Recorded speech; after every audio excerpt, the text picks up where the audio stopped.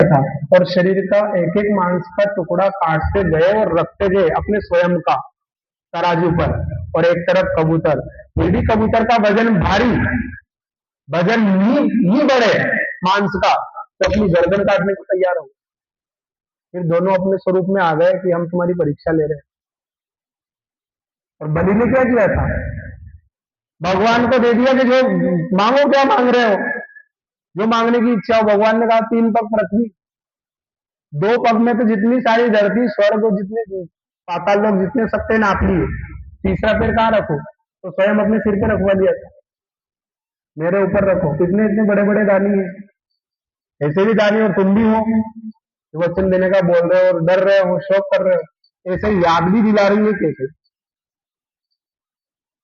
मानो जले पर नमक छिड़क रही हो। धर्म धुरंधर धीर नयनो बारे राय, सिंधु में मारसी मोए उठाई सियावर रामचंद्र। धर्म की धुरों को धारण करने वाले राजा दशरथ ने धीरे नेतृत्व में और सिर झुककर तथा लंबी सांस लेकर इस प्रकार कहा कि इसने मुझे बड़े कठोर मारा, ऐसी कठिन परिस्थिति उत्पन्न कर दी है जिससे बस निकलना कठिन हो गया है। बहुत ही कठोर तरीके से इसने मुझे मारा है, ऐसी स्थिति उत्पन्न कर दी है कि यहाँ से बच के निकलना बहुत ही मुश्किल है। आगे ही जरत ऋषिभाई मानव रोशिता निराई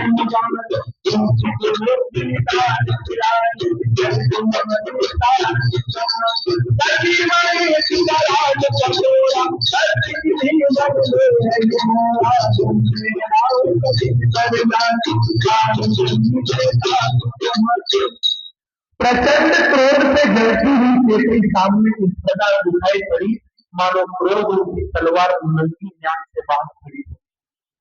क्रोध से जल रही है केकड़ी, बिल्कुल कैसी लग रही है, जैसे ज्ञान से तलवार को निकाल करके कोई हाथ में लेकर के खड़ा हो, ऐसी लग रही है। तलवार का ही रूप धारण कर लिया उन्होंने।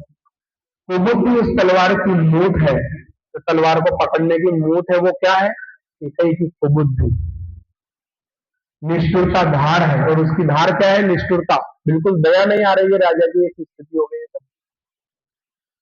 और वह कुबरी मंत्रा रूपी शान पर धरकर तेज की, और उस तलवार की धार कहाँ करी है, कुबरी से। जैसे तलवार की धार करवा के लिए अपन पत्थर पे ले जाके घिसा नहीं, तो वो धार किसने करी है, कुबरी ने।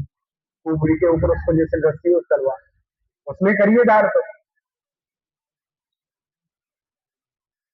तो राजा ने देखा कि ये तलवार बड़ी ही भयानक और कठोर है, और सोचा कि अब तब ही ये मेरा जीवन लेगी। तो राजा अपनी छाती खड़ी करके बहुत ही नम्रता के साथ उसे केकड़ी को प्रिय लगने वाली वाणी बोले। क्या बोले, प्रिया बचन कसता सुखवाची मेरे पति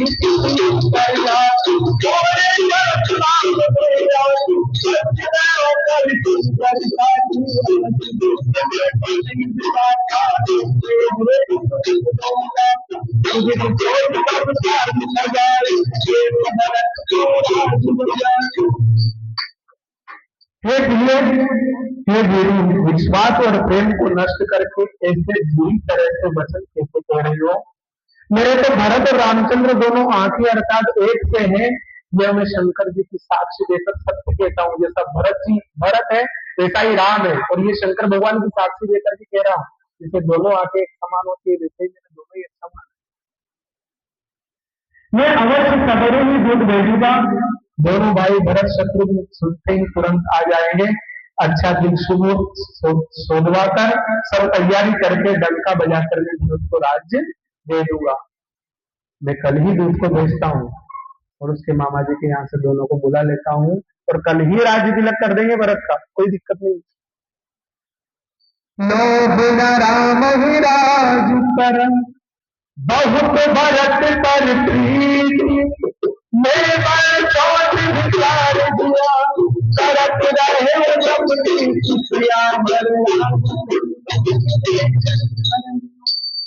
राम को राज्य का लोभ नहीं है, और भरत पर उनका बड़ा ही प्रेम। राम को राज्य का लोभ नहीं है किसी भी प्रकार का। और भरत पर तो सबसे ज्यादा प्रेम है। चारों भाइयों में सबसे ज्यादा प्रेम अगर है तो किस पर है? भरत पर।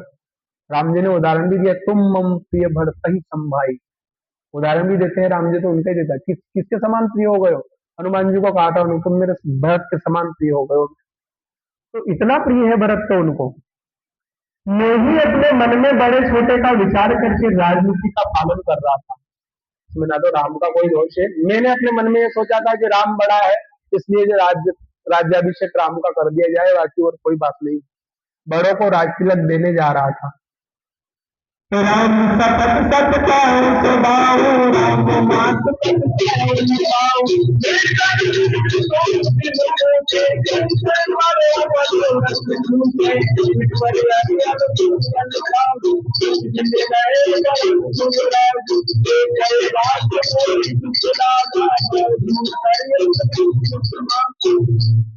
राम सपत सत कहो सुभाव।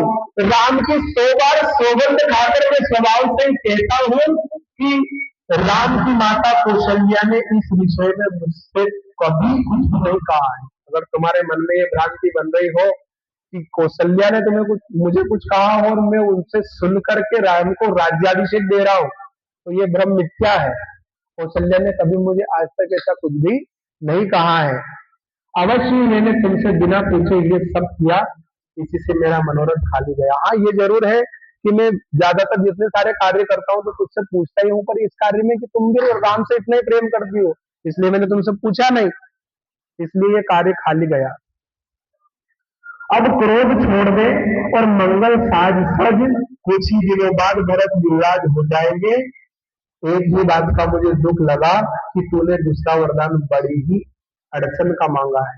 अब क्रोध को छोड़ दे, चिंता त्याग दे। बहुत ही जल्द भरत को राज्याभिषेक हो जाएगा, युवराज बन जाएगा भरत, कोई चिंता की बात नहीं है। केवल मुझे बुरा लगा तो क्या लगा, तेरा दूसरा वाला वरदान मुझे बुरा लगा।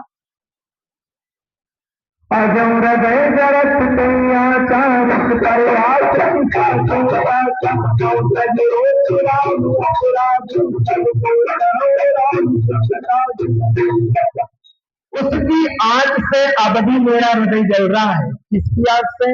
दूसरे वरदान की आंच, कि राम को 14 वर्ष का वनवास मिले, उसकी आंच से अभी भी हृदय जल रहा है।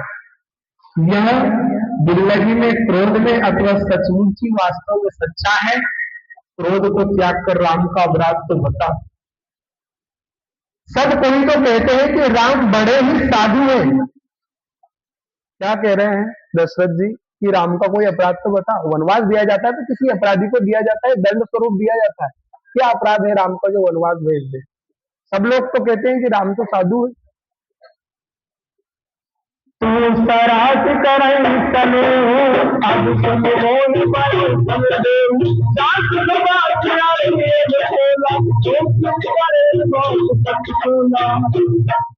तो स्वयं भी राम की सराहना करती है, उन पर स्नेह किया करती है। अब यह सुनकर मुझे संदेह हो गया है कि तुम्हारी प्रशंसा और स्नेह कहीं झूठे तो ना थे। जिसका स्वभाव शत्रु को भी अनुकूल, शत्रु के लिए भी अनुकूल है, वो माता के प्रतिकूल आचरण क्यों करेगा? राम का स्वभाव ही ऐसा है कि शत्रु भी उसको अपना मानते हैं, वो ऐसा आचरण ही क्यों करेगा जो तुम्हें बुरा लगे?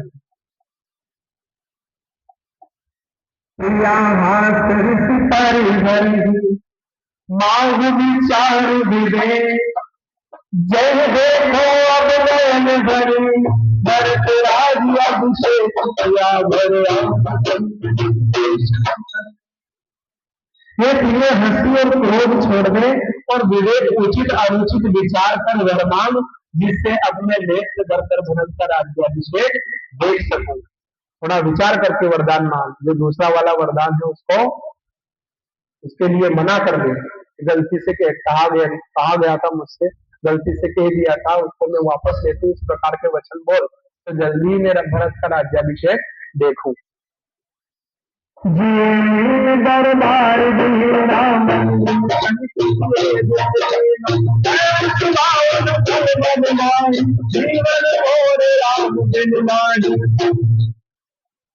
मछली चाहे बिना पानी के जीती रहे और सांप भी चाहे बिना मणि के दीन दुखी होकर जीता रहे, परंतु मैं स्वभाव से ही कहता हूँ, मन में जरा भी छल रखकर नहीं, कि मेरा जीवन राम के बिना नहीं है। शायद मछली पानी के बिना जी सकती है, मनधारी सांप बिना मणि के शायद दुखी रह करके भी जी सकता है, लेकिन मैं राम के बिना जी नहीं सकता।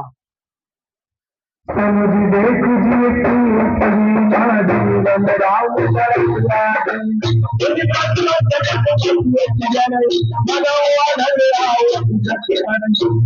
ये चतुर हुए जी ने समझ देख मेरा जीवन श्री राम के दर्शन के अधीन है। राजा के कोमल वचन सुनकर दुर्बुद्धि कैकई अत्यंत जल रही है, मानो अग्नि में घी की आहुतियां पड़ रही है। दशरथ जी जो जो ये बातें बोल रहे हैं, वो तो उनको ऐसा लग रहा है कैकई को, माता कैकई को, जैसे आहुति में बार बार घी डाल रहे और वो आग और ज्यादा भड़कती, ऐसे क्रोध और ज्यादा बढ़ता जा रहा है।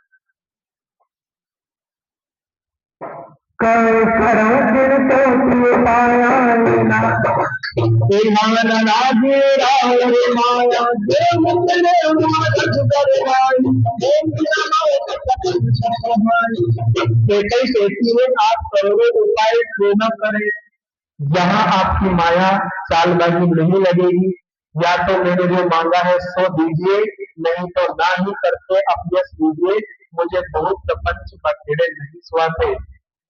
सीधे मुंह बात करिए, आपको देना हो तो दीजिए, नहीं देना हो तो मना कीजिए। ढेर सारी जो बातें तुम बना रहे हो, बातें मुझे अच्छी नहीं लग रही है, बखेड़ा खड़ा मत करो। हाँ, राम साधु तुम साधु कयाले, राम मात जग सब सही जान, जग कौन से नाम बोल बलराम, जग कौन बोले बलराम।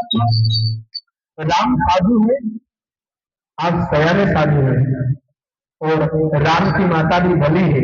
मैंने सबको पहचान लिया है। क्या कह रहे कि राम भी साधु है और आप भी सयाने और राम की माता भी साधु है, मैंने सबको पहचान लिया है। तो संजय ने मेरा जितना भला चाह है, मैं भी साका करके याद रखने योग्य उससे देश ही कर दूंगी। और ये भी कह रहे हैं कि राम साधु है, अभी अभी तुमने भी कहा है राम साधु है, मैं भी मान रही हूँ कि राम साधु है। तो भला ये बताओ, साधु कहाँ रहते हैं? साधु राज्य करते हैं, जंगल में जाके तपस्या करते हैं। तो मैं तो उसके लिए अच्छा वर मांग रही हूँ कि राम जंगल में जाकर के तपस्या करे, साधु बने, साधु ही बना रहे हमेशा।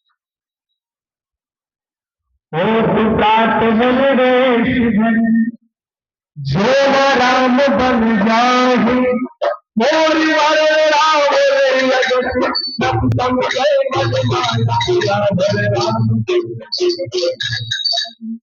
सवेरा होते ही मुनि का भेष धारण करके यदि राम रथ को नहीं जाते, तो हे राजन, मन में निश्चित समझ लीजिए कि मेरा मरना होगा और आपका अपयश।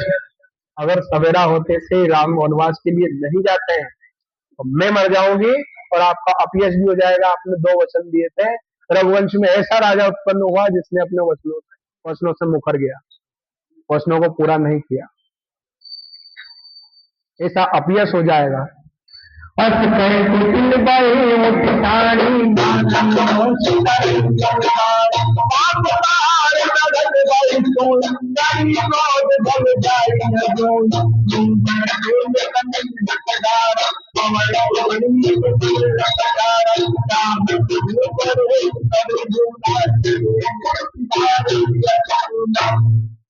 ऐसा कहकर कुटिल कैकई उठ खड़ी हुई, मानो क्रोध की नदी उमड़ी हो।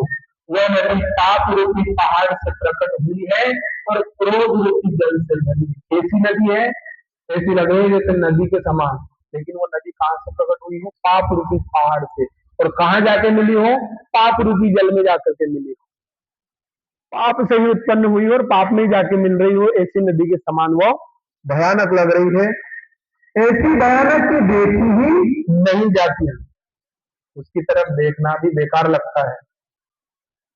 दोनों वरदान उस नदी के जो किनारे हैं, और नदी के किनारे जो होते हैं, तो ये दोनों वरदान जो मांग रही है उस नदी के किनारे हैं। कैकई का कठिन हट ही उसकी तीव्र धारा है। जो कठिन हट है, कठोर हट है, मान नहीं रही है, ये उसकी तीव्र धारा है। नदी की धारा मतलब तोड़ रहे, तो ऐसे ही तोड़ कर रही हो कि नहीं वरदान चाहिए तो वो ही चाहिए। तो यहाँ कल्पना कर रहे हो कि जो तुम्हारे कठोर वचन है, जो दोनों वरदान है, वो नदी की तीव्र धारा है। और कुबड़ी मंत्रा के वचनों की प्रेरणा ही भंवर है, और नदी में भंवर भी पड़ते हैं बार बार। तो जो कुबड़ी ने जो तुझे प्रेरणा दी है, वो उस भंवर के समान है, जिसमें डूब जाता है अच्छा अच्छा तैराक। हाँ, वह क्रोध रूपी नदी राजा दशरथ रूपी वृक्ष को जड़ मूल से डहाती हुई विपत्ति रूपी समुद्र की ओर सीधी चली है। जैसे नदी में तेज उफान आता है, बाढ़ आती है, भंवर पड़ता है और बड़े बड़े वृक्ष को उखाड़ करके ले जाती है और समुद्र में डाल देती है। वैसे ही राजा दशरथ रूपी वृक्ष को लेकर के वो समुद्र की ओर बहा कर ले जा रही है डुबाने के लिए, और यही होगा, डूब जाएंगे। हाँ, इसके बाद उभरने वाले नहीं है वे, यहाँ से डूबने के बाद। लक्ष्मी नरेश दास पूरी गई पद्म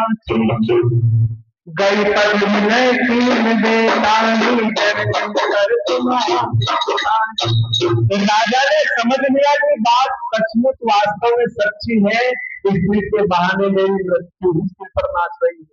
राजा ने सोच लिया कि वास्तव में ये बात सच है कि ये स्त्री के रूप में ही मेरी मौत मेरे सिर पर नाच रही है। तदंतर राजा ने केकई के चरण पकड़कर उसे बिठाकर विनती की कि तू सूर्यकुल रूपी वृक्ष के लिए कुल्हाड़ी मत बन। ये सूर्यकुल अगर वृक्ष है, तो आज जो काम कर रही है कुल्हाड़ी का काम कर रही है। आज इस वृक्ष को काट देगी तो ये वृक्ष रघुकुल रूपी जो वृक्ष है, कट कट ढह जाएगा, नीचे गिर जाएगा। तो ऐसा काम मत कर। चरण पकड़ लिए राजा ने रानी के, फिर भी नहीं मान रही है।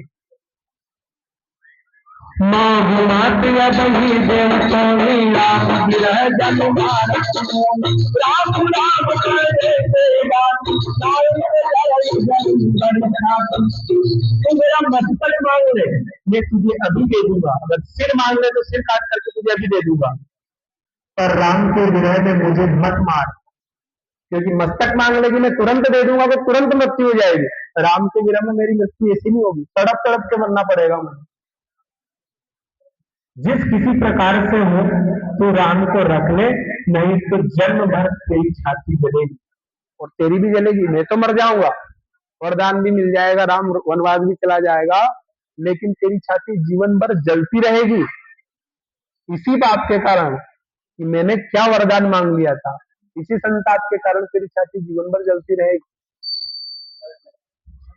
देख जागिया न तुम परोधरन धुनि मात, कहत परम औरत बचन, राम राम रघुनाथ सियावर।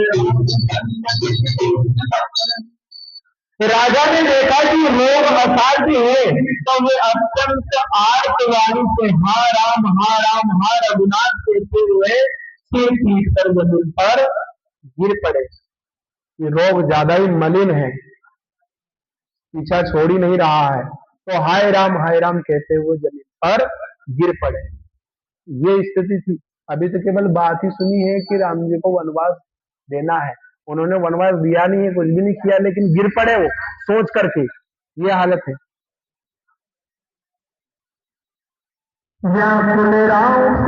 सब गाता करण कल्प पर मनों में पाता,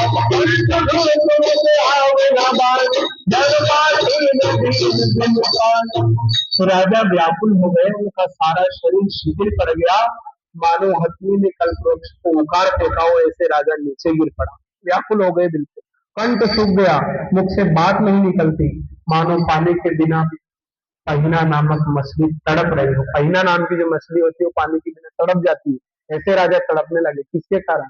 राम जी के कारण। कि वनवास अगर हो जाएगा तो मैं कैसे जीऊंगा। और इतनी ही प्रगाढ़ भक्ति थी तब जाकर के राम जी ने जन्म लिया है।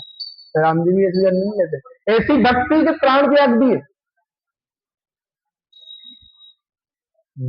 राम जी के दूर जाने पर प्राण त्याग दिए।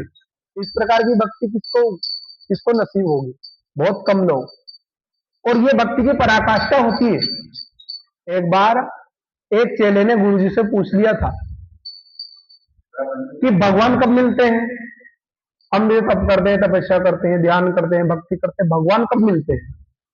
तो वो ऐसे समय में पूछा कि वो दोनों पानी में खड़े थे, स्नान कर रहे थे, तो गुरुजी ने उसको दबाया नीचे गर्दन पकड़ के। वो झटपटाने लगा, बिल्कुल जान निकल जाएगी ऐसी स्थिति हो गई। दबा के रखा उसको, ऐसा लगा कि अब तो प्राण निकल ही जाएंगे अगर एक सेकंड भी अंदर रहा। उस समय वापस खींच लिया, वापस जल से बाहर। गुरुजी ने कहा कि ये ऐसी झटपटाहट भगवान के लिए हो जाए, उस समय भगवान मिल जाए,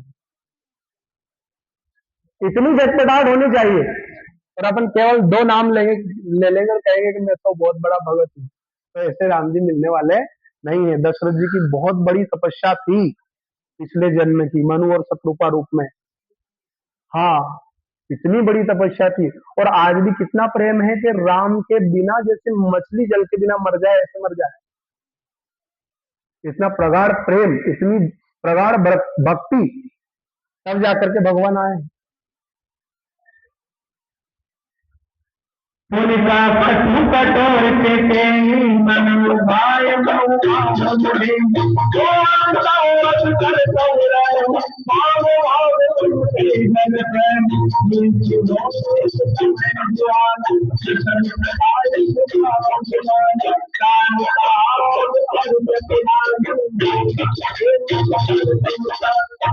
केसरी की कड़वे और कठोर वचन बोली मानो भाव में जहर बढ़ रही है। ऐसे लग रहे हैं वो वचन जैसे घाव हो रहा हो, उस घाव में कोई जहर भर रहा हो, इतने दर्दनाक लगते हैं। क्या बोली?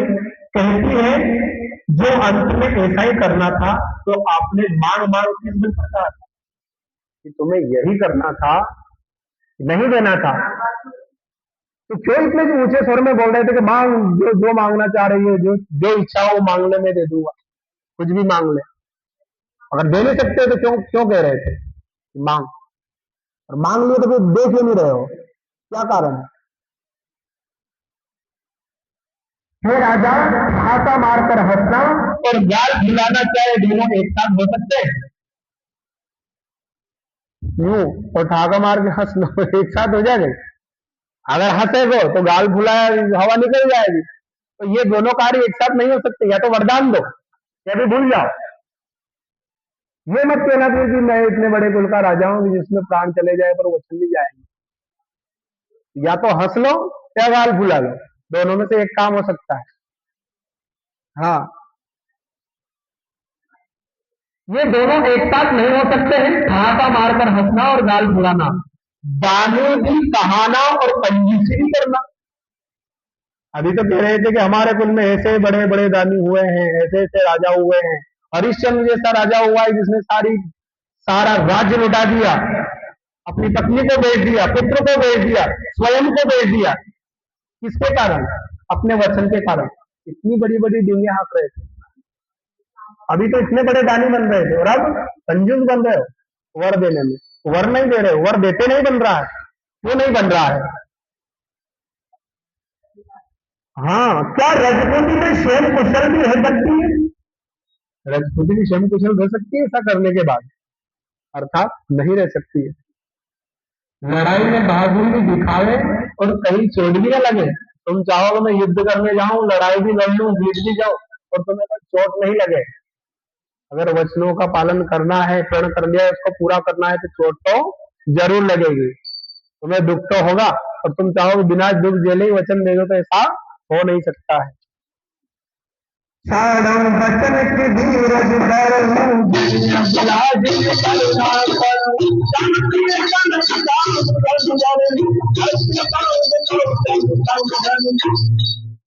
या तो वचन प्रतिज्ञा ही छोड़ दीजिए या दो ही धारण कीजिए। या तो वचन छोड़ दीजिए, प्रतिज्ञा छोड़ दीजिए, जो तुमने प्रतिज्ञा की, राम की कसम खाई थी वो भी भूल जाएगी। हाँ, या फिर धैर्य धारण कीजिए, जो होना है वो होकर रहेगा, वरदान देना ही पड़ेगा। वो असाई स्त्री की भांति रोइए पीटिए नहीं। जैसे एक असाई स्त्री से कुछ नहीं संदेह और वो रोने लग जाए, छाती कूटने लग जाए, माथा कूटने लग जाए, ऐसे काम मत कीजिए। हाँ, ऐसा मत कीजिए। सत्यवती के लिए तो शरीर, स्त्री, पुत्र, घर, धन, पृथ्वी सब तिनके के बराबर कहे गए हैं। जो सत्यव्रती होती है, सत्य का व्रत धारण करने वाले होते हैं, सत्य को मानने वाले होते हैं, वचन के लिए प्राण त्यागने वाले होते हैं, उनके लिए ना राज, ना पुत्र, ना स्त्री, ना शरीर, कुछ भी प्रिय नहीं होता है। इसके लिए सब कुछ छोड़ देते हैं। हाँ भले चल जाओ, हाँ भले चल जाओ। मरम बचन सुन राव कहु कछु दोष न तो, लागे कोई साथ जिन काल कहावत मोर सियावर केकई के मर्म भेदी वचन सुनकर राजा ने कहा कि तू जो चाहे कर, तेरा कुछ भी दोष नहीं है। मेरा काल तुझे मानो पिशाच होकर बन गया है, तेरा इसमें कोई दोष नहीं है, तू चाहे कुछ भी बोल। मेरा काल ही बन करके तू आई है, मेरा काल ही तेरे अंदर समा गया है, राक्षस बन के समा गया है, तो तुझे दया नहीं आ रही। वही तुझसे यह सब कहला रहा है, वरना तू नहीं कह सकती, वो काल कहला रहा है, समय आ गया है। चेतना भरत भूत पंडोर जिगत मति बसी जीवन और पाप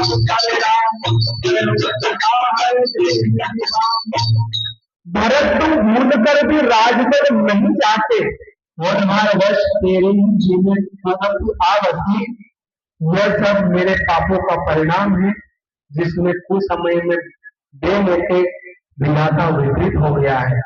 भरत को राज्य की लालसा नहीं है, भरत नहीं चाहता है राजा बनना, ना उसकी इच्छा है, लेकिन ये मेरा समय ही खराब चल रहा है, जो ऐसा विपत्ति का समय मेरे सामने आ गया। सुबत बसे चिड़िया रज सुहाई, सब मन राम राम सब काम तेरे भाई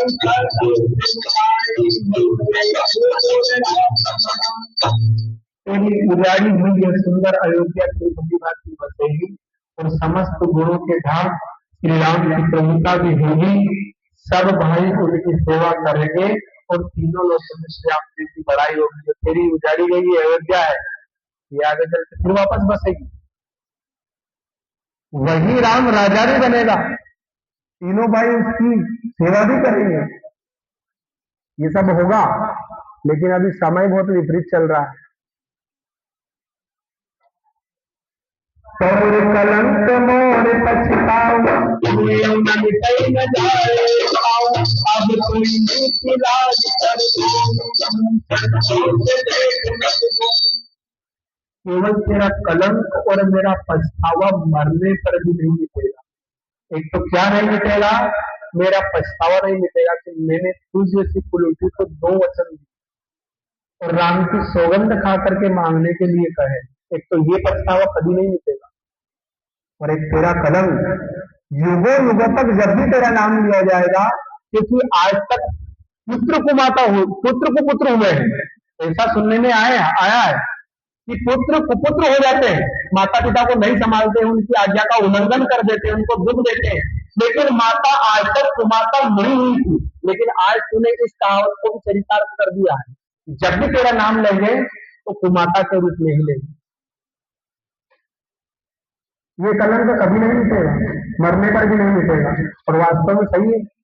तुलसीदास जी ने भी लिखा है और सब सुन भी रहे हैं, भले ही राम की इच्छा थी, उनकी इच्छा से बुरी बनी, पर कह तो रहे। हाँ, भले विद्वान लोग उसको तोड़ मरोड़ करके घुमा फिरा करके जरूर कहते हैं कि ये राम जी की इच्छा थी, फिर भी कह तो रहे हैं ऐसा हुआ, ये कलंक तो लगेगा। हाँ हाँ, पर ला गया माने ये किसी तरह नहीं जाएगा। अब तुझे जो अच्छा लगे वही कर, मुंह छिपाकर मेरी आंखों की ओर जा बैठ, अर्थात मेरे सामने से हट जा, मुझे मुंह न दिखा। अब जो तुझे अच्छा लगे वही कर, पर तू मेरे सामने मत रहे, मुझे दिख मत बस, दूर चली जा, यहाँ से दूर बैठ जा, ताकि तेरा चेहरा मुझे दिखाई ना दे। जब लग कर गोरी तब लग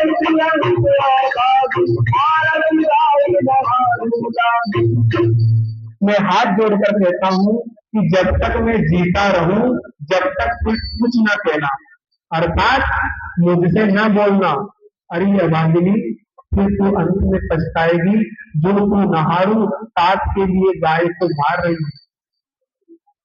हाँ, एक तरह से गाय गाय स्वरूप है, मैं मर तो जाऊंगा लेकिन इसका पछतावा बहुत होगा। अपने पुत्र के लिए तू एक गाय जैसे को मार रही है। अब ये गाय को मारने ही हुआ,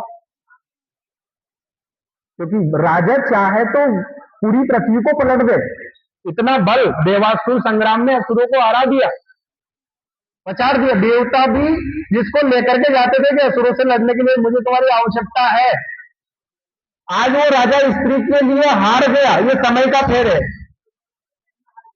हाँ, वचन से आज राजा असहाय लग रहा है, अपने आप के लिए, अपने लिए कुछ नहीं कर सकता है।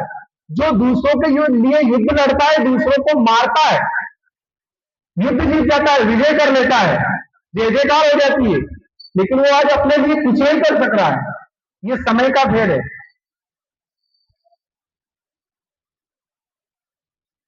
पर राम कहीं को काहे करत विधान, कपट समाज न पाति कछु, जागत मानव मपान राजा करोड़ों प्रकार से बहुत तरह से समझाकर और यह कहकर कि तू जो सर्वनाश कर रही है, पृथ्वी पर गिर पड़े, पर कपट करने में चतुर कैकेयी कुछ बोलती नहीं, मानो मौन होकर मसान जगा रही हो, शमशान में बैठकर प्रेत मंत्र सिद्ध कर रही हो। ऐसे मौन बोल करके वो पछाड़ खा के नीचे गिर गए, लेकिन कैकेयी खुद कुछ भी नहीं बोल रही हो। हाँ, जैसे प्रेत मंत्र बोल रही हो मसान में जाकर के, इस प्रकार से।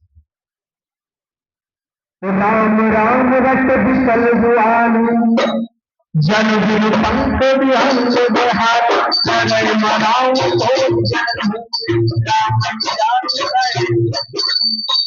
राम राम रट रहे हैं और ऐसे व्याकुल है जैसे कोई पक्षी पंख के बिना बेहाल हो गया हो। राम राम की रट लग गई, ऐसे बेहाल हो गए हैं जैसे किसी पक्षी के पंख काट दिए हो और वो बेहाल पड़ा हो, ऐसे बेहाल पड़े हैं।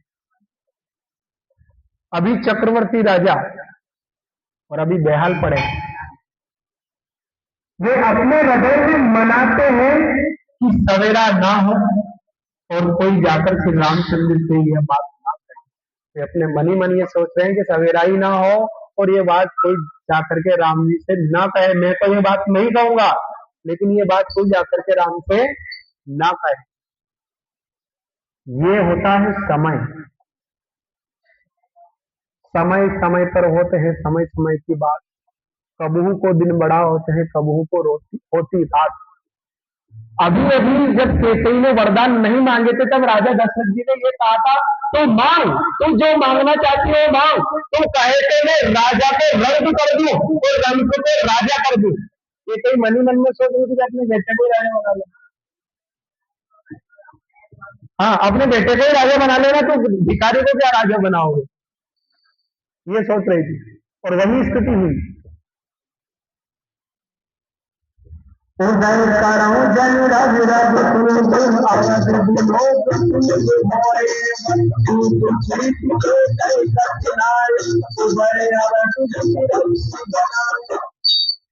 विलोक बड़े मूल पुरुष सूर्य भगवान, आप अपना उदय न करें।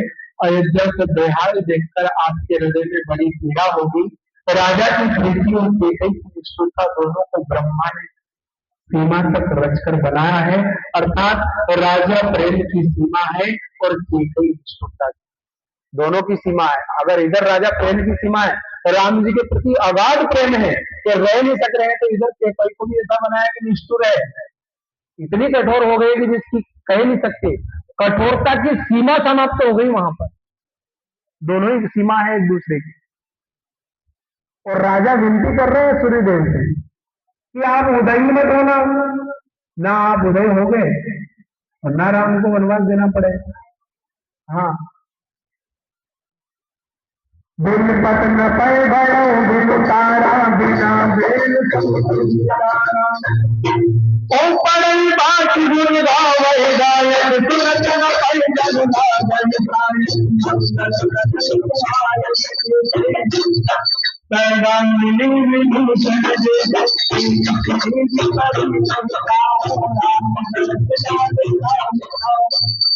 विलाप करते करते ये राजा को सवेरा हो गया, पूरी रात बीत गई, राम राम करते हुए वही घट लग गई, सवेरा हो गया। उसी स्थिति में विलाप करते करते राजद्वार पर वीणा बांसुरी और शंख की ध्वनि होने लगी।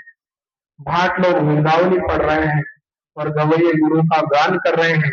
सुनने पर राजा को वे बाण जैसे लग रहे हैं। अब गेट तो बंद है, राजा अंदर है, बाहर तो गाना बजाना चल रहा है, भाट लोग वृंदावनिया गा रहे हैं, शोर मच रहा है बाहर। तो क्यों मच रहा है कि आज राम जी को राजा बनाया जाएगा, जो हम सबके चाहते हैं, सबके प्रिय है, साधु के समान है, उनको राजा बनाया जाएगा। हमारा नया राजा राम जी होंगे, हम सबका उद्धार कर देंगे, हम रोज इनके दर्शन करेंगे राज दरबार में आके। इसलिए उल्लास मच रहा है, हर्षित हो रहे हैं सभी। और ये जो हंसी, ये हर्षित होना, ये भाट लोगों का गान, ये सब किनको बाण के जैसे लग रहे हैं? राजा दशरथ जी, क्योंकि उनको क्या पता कि अब ये होना संभव नहीं है, तो उनको बाण के समान चुभ रहे हैं। मंगल सकल सवाय लगे से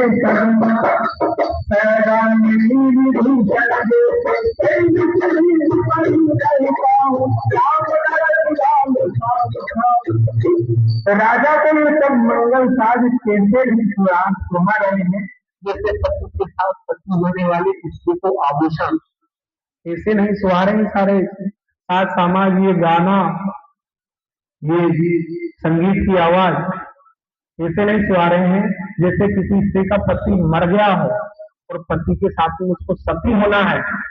ये प्रथा थी पहले कि अगर पति मर जाता था तो सती हो जाती थी, सती स्त्री रहती थी, पतिव्रता स्त्री रहती थी, वो सती हो जाती थी। हाँ, कलंक ही जाएगा। तो उनको जो सती स्त्री होती थी उसको आभूषण अच्छे नहीं लगते थे, पति के मरने के बाद आभूषण फेंक देती थी वो निकाल करके, सती होना अच्छा लगता था। तो ऐसे ही राजा को अच्छा नहीं लग रहा है ये सारा गान बजा। श्री रामचंद्र जी के दर्शन की लालसा और उत्साह के कारण उस रात्रि में कुछ को भी नींद नहीं आई। अब इधर राजा को भी नींद नहीं आई, रानी को भी नींद नहीं आई, तो सारी प्रजा को भी नींद नहीं आई। प्रजा को क्यों नींद नहीं आई? खुशी के लिए उत्साह बना रहे हैं कि सवेरे राजा राम जी बन जाएंगे, और इनको नींद दुख के कारण नहीं आ रही। हाँ, नींद किसी को नहीं आ रही।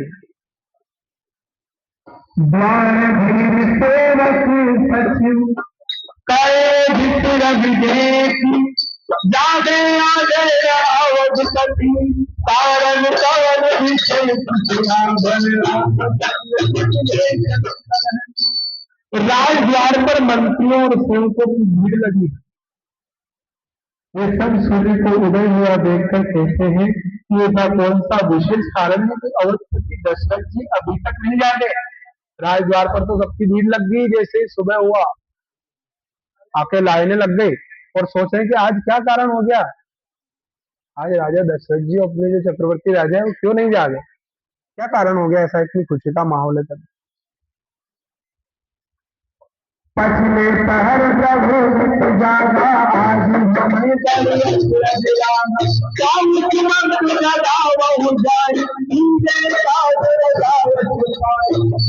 ऐसा तो कभी नहीं होता है कि राजा इतनी लेट, हाँ, इतनी देर तक जागते नहीं। राजा नित्य ही रात के पिछले पहर जाग जाया करते हैं। रात्रि का जो पिछला पहर रहता है, ब्रह्म मुहूर्त रहता है, उसमें जाग जाया करते हैं। किंतु आज हमें बड़ा आश्चर्य हो रहा है। हे सुमंत्र, जाओ जाकर राजा को जगाओ, उनकी आज्ञा पाकर हम सब काम करें। बड़ा अचरज हो रहा है, आज राजा क्यों नहीं जागे, इतनी खुशी का समय, और ऐसा कभी नहीं होता है। तो मंत्री सुमंत्र को कहते हैं आप जाकर के जगाइए, उनसे आज्ञा लेकर के आए कि हमारे लिए क्या आज्ञा, हम क्या करें, जल्दी से वो कार्य करें। सबके हर लग रही, बहुत ही प्रबल इच्छा हो रही।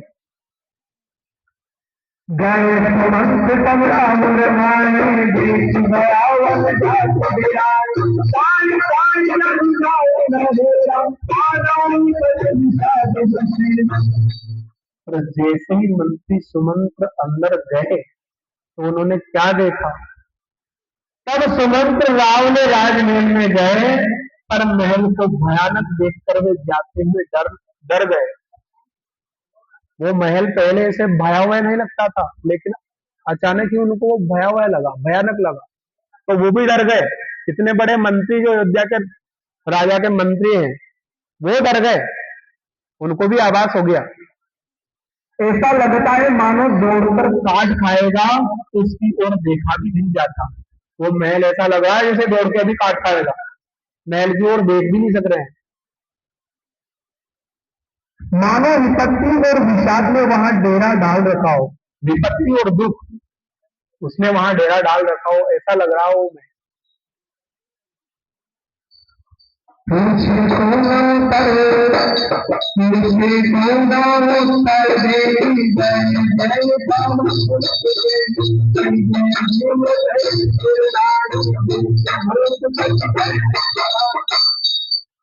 पर कोई जवाब नहीं देता। फिर उस महल में गए जहाँ राजा और कुटुंब को जय हिंद कहकर से नवाकर वंदना करके देते, और राजा की दशा देखकर तो वे सुख ही रहे बिल्कुल। राजा की जय हो ऐसा कहकर के जैसे वो अंदर गए, लेकिन अंदर का दृश्य देखा और राजा की स्थिति देखी तो एक तरह से सूख गए हो, ऐसे हो गए। सोच विकल विवरण में चरण मानो कमल फूल परिहर,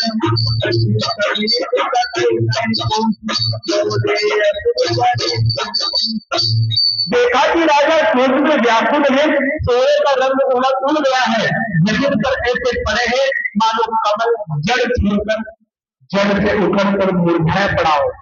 ऐसे लग रहे हैं राजा जमीन पर, जैसे कमल जड़ से उखड़ गया हो और मुरझाया हुआ पड़ा हो, ऐसे लग रहे हैं। मंत्री मारे डर के कुछ पूछ नहीं सकते। तब अशुभ से भरी हुई और शुभ से विहीन कैकई बोली। अशुभ से भरी हुई है कैकई इस समय, और शुभ से विहीन है वो बोली। क्या बोली? राजत है तो जान जगदीश, राम राम रति घोर किया,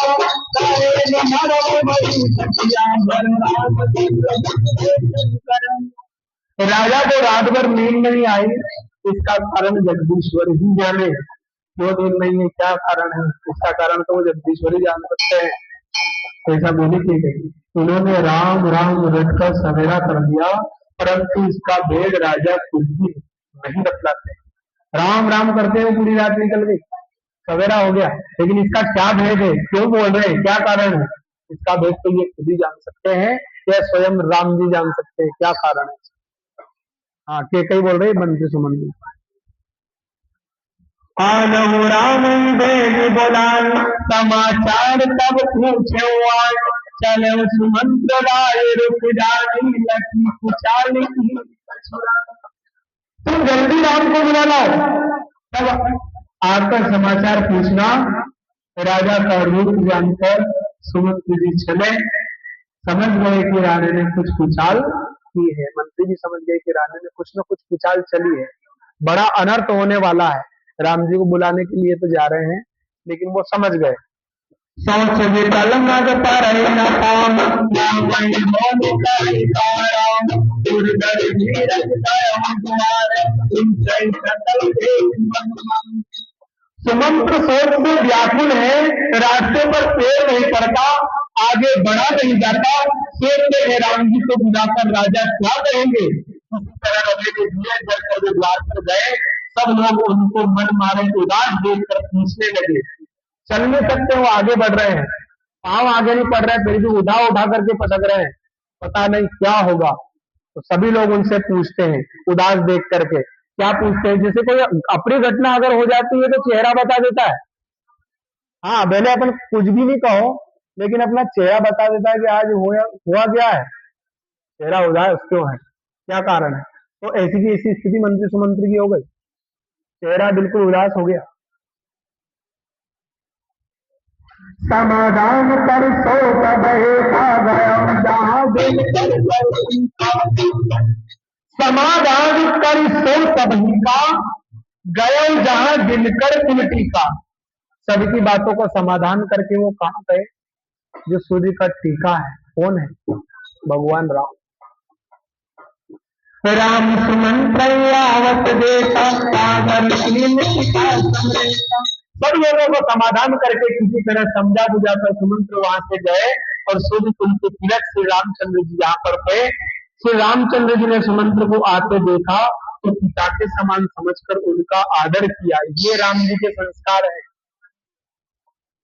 नहीं तो राजा का पुत्र है, ये मेरे राज्य का मंत्री है, क्या मतलब? कठोर वाणी में आदेश दो, आदेशात्मक भाषा में बात करो, लेकिन पिता तुल्य समझकर प्रणाम कर रहे हैं हाथ जोड़कर मंत्री। ये संस्कार है राम जी। ये कथा संस्कार सिखाती है सबको। और राम जी ने भी सहर्ष क्यों स्वीकार किया इस चीज को, क्यों तपे? ये उनकी इच्छा थी।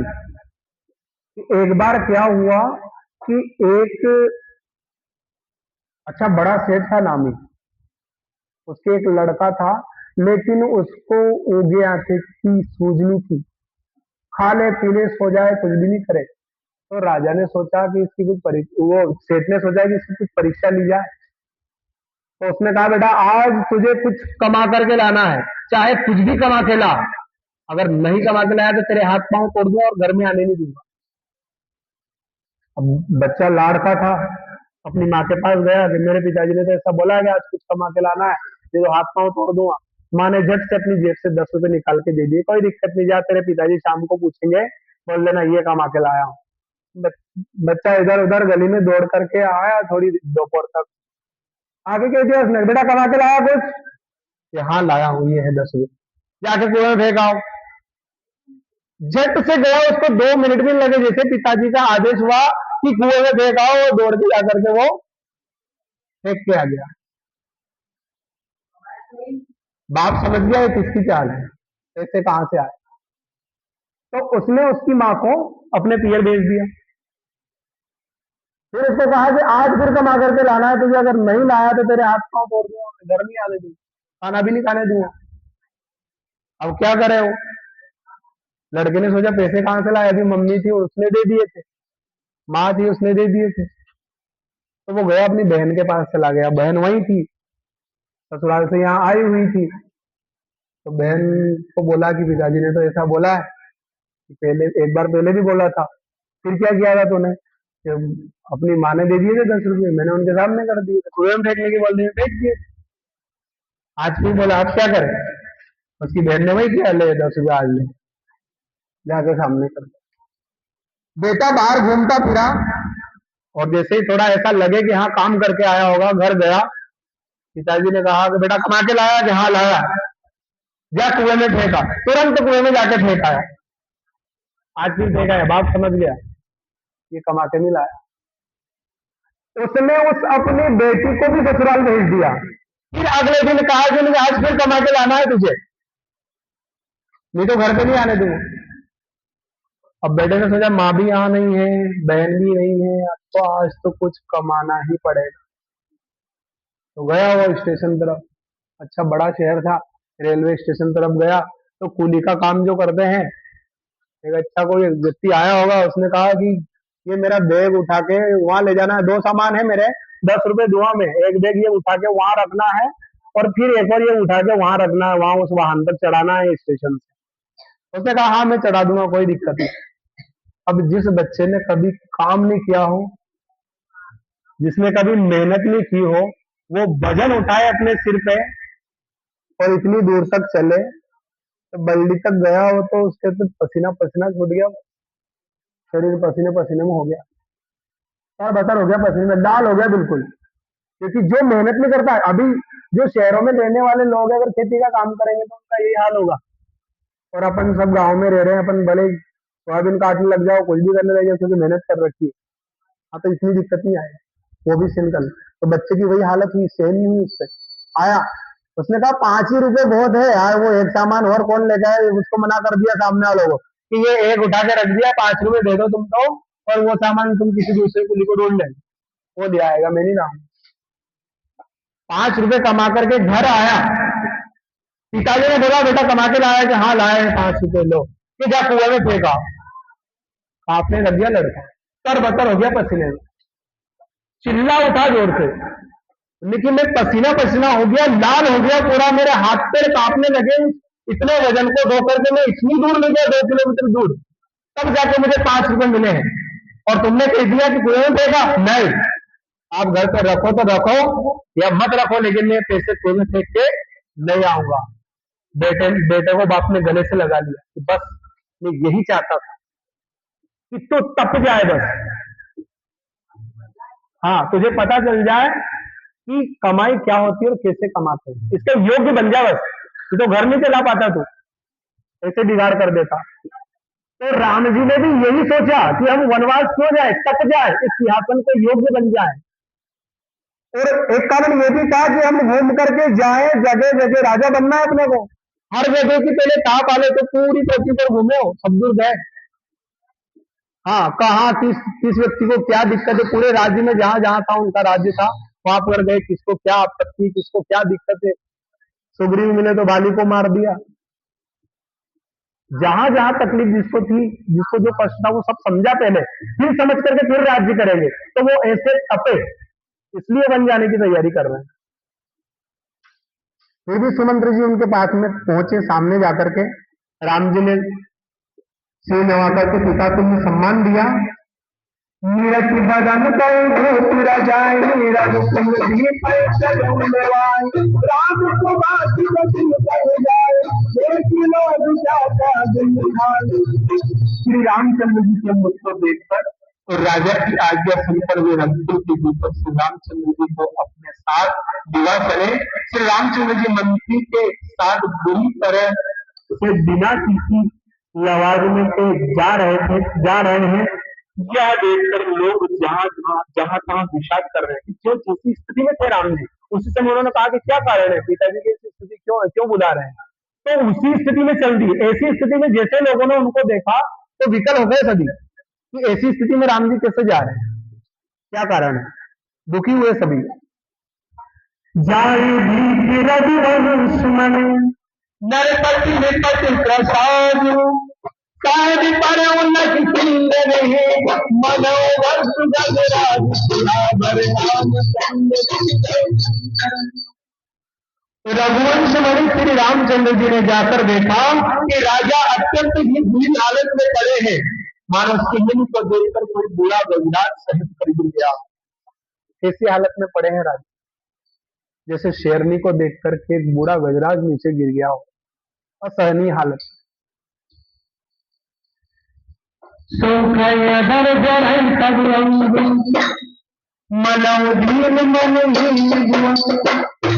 कैसी हालत है, मुंह सूखा हुआ, सारे अंग शिथिल पड़े हैं, जैसे मणि के बिना सांप पड़ा हो, ऐसे पड़े हैं।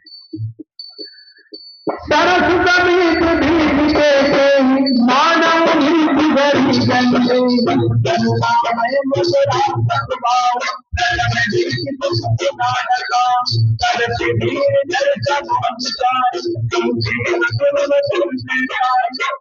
राजा के लोग घूम रहे हैं तो सारा शरीर जल रहा है, मानो मणि के बिना सांप दुखी होकर पड़ा हो।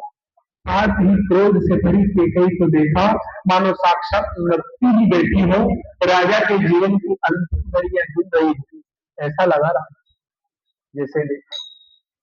श्री रामचंद्र जी का स्वभाव कोमल और करुणामयी है, लेकिन स्वभाव कैसा है उनका, कोमल, चाहे कैसी भी घड़ी हो कोमल स्वभाव से ही रहते हैं। उन्होंने अपने जीवन में पहली बार यह दुख देखा, दुख की घड़ी आज तक राम जी ने देखी है, तो पहली बार ही देखा है। इससे पहले कभी उन्होंने दुख सुना भी ना था, दुख कैसा होता है, लेकिन आज प्रत्यक्ष देख रहे हैं सामने। तो भी समय का विचार करके हृदय में भीड़ भरकर उन्होंने मीठे वसूल से माता की से पूछा, हे माता, मुझे पिताजी के दुख का कारण कहूं, ताकि जिससे उनका निवारण हो, दुख दूर हो, वह यत्न किया जाए। कई ने कहा, है राम सुनो, सारा कारण यही है कि राजा का तुम पर बहुत स्नेह है। राम जी ने कहा, क्या कारण है, उस कारण को ढूंढ करके उस कारण का निवारण करेंगे, मुझे बताओ। तो कई ने कहा कि उसका कारण केवल तुम हो, कि तुम पर राजा का बहुत ज्यादा प्रेम है, स्नेह है, ये कारण है। दिन कैल मुई दुई बरदाना मांगो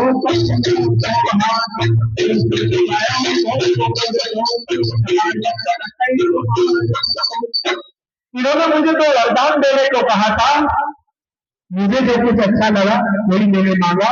उसे सुनकर राजा तेरे दिल में संकोच हो गया, क्योंकि ये तुम्हारा संकोच नहीं सुन सकते। केवल मैंने 2 वरदान मांगे थे, बहुत पहले इन्होंने मुझे दे रखे थे। वो 2 वरदान सुन करके राजा पर संकोच ही हो गए, संकोच हो रहा है।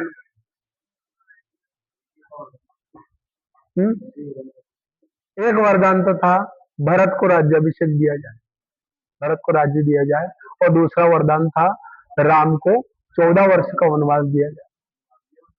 ये मांग ली। घायल अवस्था में पड़े अंत है।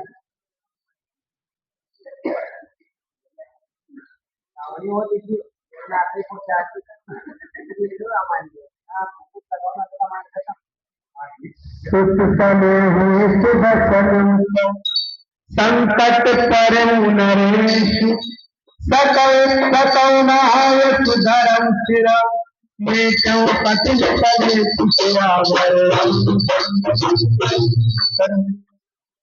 अपनी रामायण की स्टोरी अच्छे से चल रही वहां से, यहाँ वनवास की तैयारी कर रहे हैं हम। इधर तो पुत्र का स्नेह है,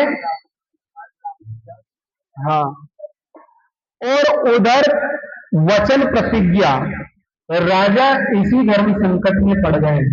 इधर एक तरफ तो पुत्र का बहुत ज्यादा स्नेह और एक तरफ प्रतिज्ञा, उनका वचन लेना। हाँ, इसलिए धर्म संकट में पड़ गए। यदि तुम कर सकते हो तो राजा की आज्ञा स्वीकार करो और इनके कठिन क्लेश को मिटाओ। अगर तुम ऐसा कर सकते हो तो करो। हाँ, ये कारण है। निजगत देखता है कटुवानी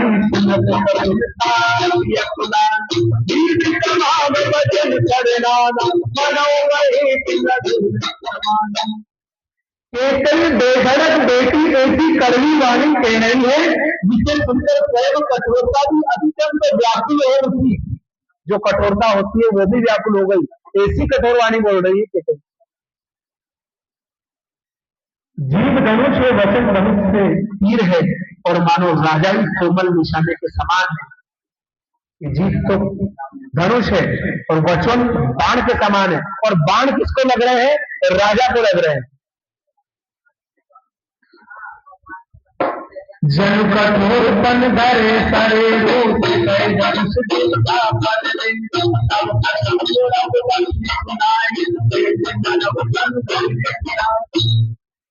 इस सारे साज सामान के साथ मानो स्वयं कठोरपन श्रेष्ठ दिए का शरीर धारण करके धनुष विद्या सीख रहा है, और श्री रघुनाथ जी को सब हाल सुनाकर वह ऐसे बैठी है मानो निष्ठुरता ही शरीर धारण करके बैठी। जैसे कोई वीर धनुर्विद्या सीख रहा हो और बार बार बाण चला रहा हो, जैसे कोई पुतला बना ले उसके ऊपर बाण चलाए, तो यहाँ पुतला कौन है? राजा है।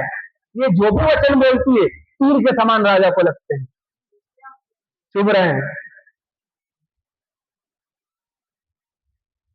मन मुस्काए भान कुल भानु राम सहज आनंद निदान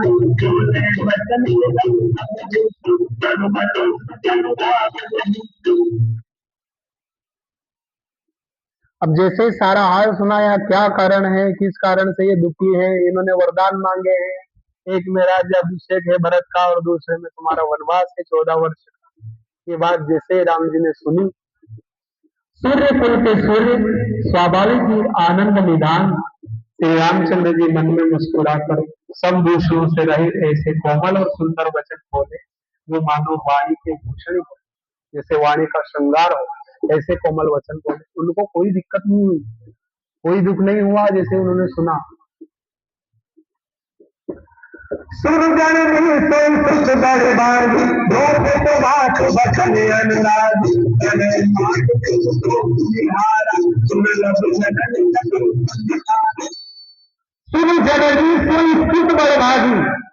हे माता सुनो, वो पुत्र बड़ा भाग्यवान होता है।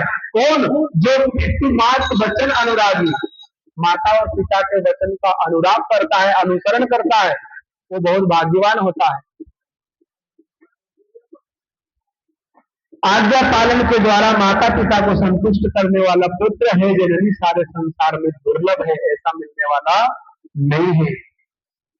मुनिगण मिलन विशेष बन सदैव बात हित मोर,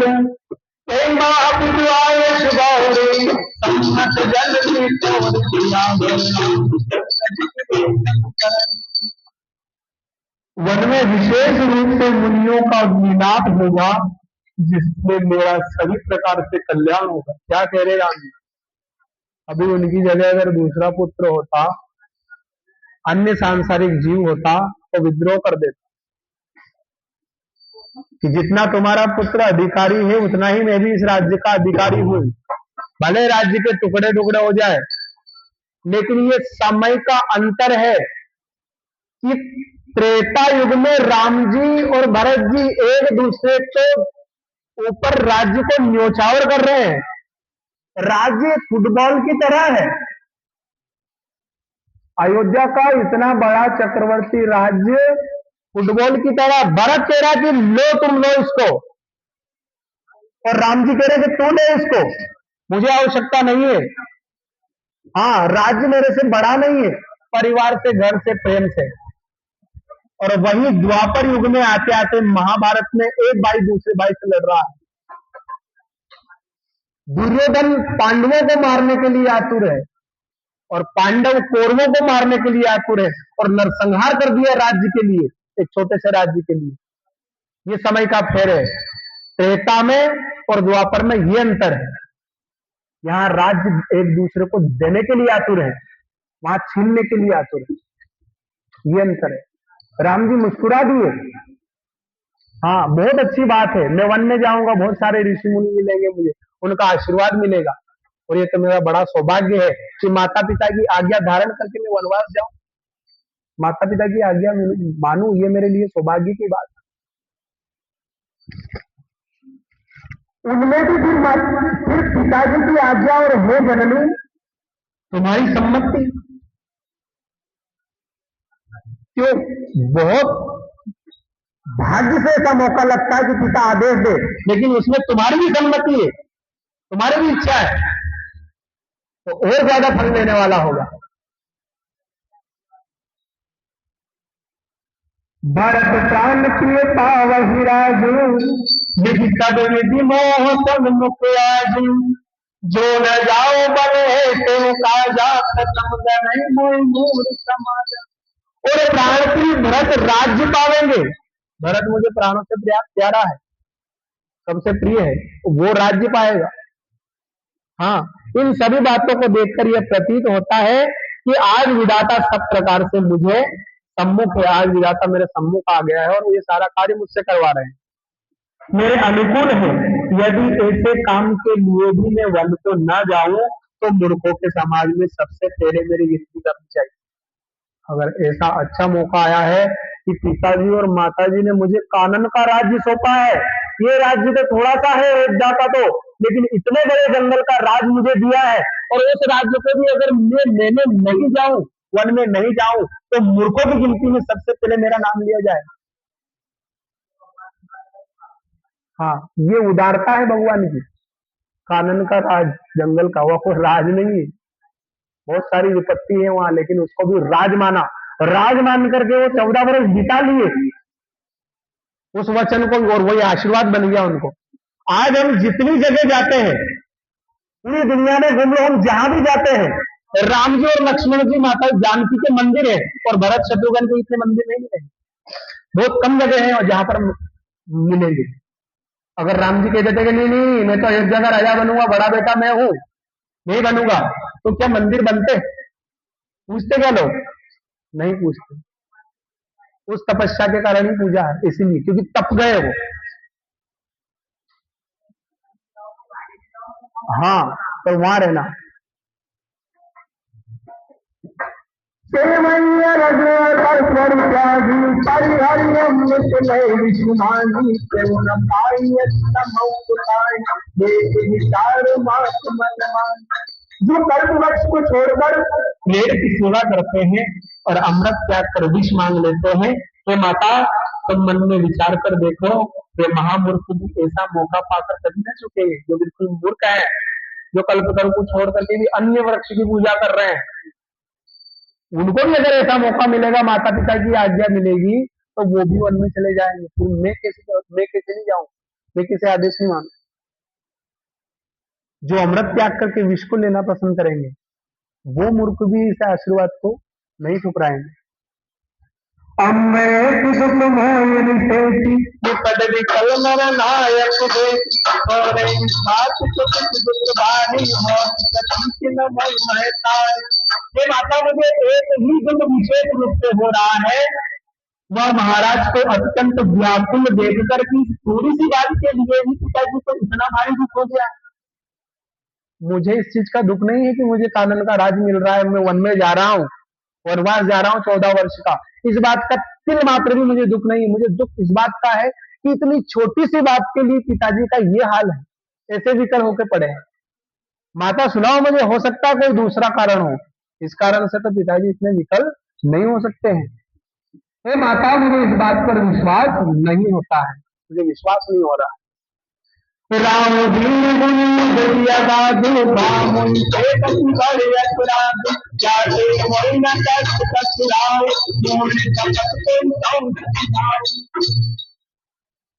क्योंकि महाराज तो बड़े ही वीर और गुणों के अथाह समुद्र है, ये छोटे मोटे इंसान नहीं है, छोटे मोटे राजा नहीं, चक्रवर्ती सम्राट है, राजा धीराज है, अयोध्या के राजा है। इतनी छोटी सी बात पे इतने विकल नहीं होंगे, इतने दुखी नहीं होंगे, कोई दूसरा कारण जान पड़ता है। अवश्य मुझसे कोई बड़ा अपराध हो गया है, जिसके कारण महाराज मुझसे कुछ नहीं कहते। हो सकता है मुझसे कोई बहुत बड़ा अपराध हो गया हो, इस कारण मुझे महाराज कुछ नहीं कह रहे हैं, इस कारण से इनकी ऐसी स्थिति हो गई। ये तो बहुत छोटा कारण है जो माता आपने बताया है। तुम्हें मेरी सौगंध है माता, तुम सच सच कहो, हुआ क्या है, क्या कारण, जो सही कारण है वो मुझे बताओ। सहज सरल रघुबर चलई जोत जल वक्र गति जगति सलील समान दया भयाम। रघुकुल में श्रेष्ठ श्री रामचंद्र जी के स्वभाव से ही सीधे वचनों को दुर्बुद्धि के कई तेजी करके जान रही है, जैसे यद्यपि जल समान ही होता है, परंतु जो उसमें टेढ़ी चाल चलती। अब राम जी तो सीधी बातें कर रहे हैं, अच्छी बातें कर रहे हैं, लेकिन कई माता के कई को वो बातें फिर भी टेढ़ी लग रही है। कैसे लग रही है, जैसे जलोग होती है, जल में रहती है, जल की स्थिति तो सामान्य रहती है, लेकिन वो टेढ़ी चलती है तो ऐसा लगता है लोगों को कि जल हिल रहा है, इसलिए टेढ़ी दिख रही है। ऐसा उनको टेढ़ा लग रहा है भगवान राम को।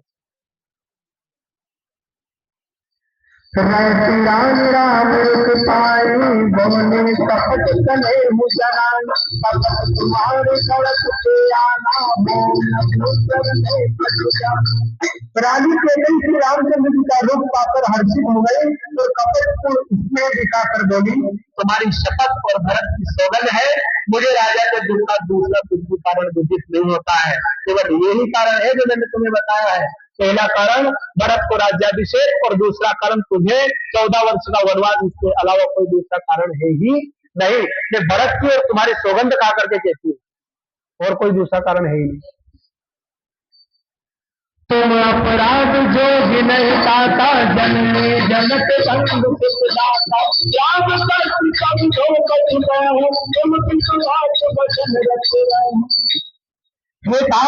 तुम अपराध की योग्य नहीं है, तुमसे माता पिता का अपराध बनकर यह संभव नहीं, तुम अपराध के योग्य हो ही नहीं, और तुम माता पिता का अपराध करते, ये तो हो ही नहीं सकता है, कभी बन ही नहीं सकता है।